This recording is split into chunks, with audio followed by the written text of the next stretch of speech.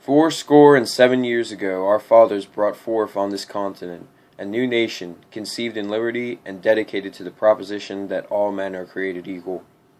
Now we are engaged in a great civil war, testing whether a nation or any nation so conceived and so dedicated can long endure. We are met on a great battlefield of that war. We have come to dedicate a portion of that field as a final resting place for those who are here gave their lives that that nation might live. It is altogether fitting and proper that we should do this.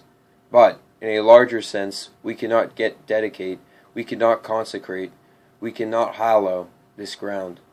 The brave men, living and dead, who struggled here, have consecrated it, far above our poor power to add or detract.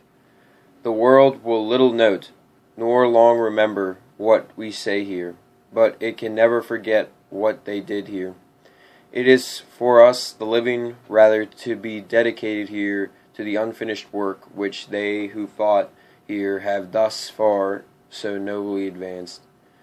It is rather for us to be here dedicated to the great task remaining before us, that from these honored dead we take increased devotion to that cause for which they gave the last full measure of devotion, that we here highly resolve that these dead shall not have died in vain, that this nation, under God, shall have a new birth of freedom, and that government of the people, by the people, for the people, shall not perish from the earth."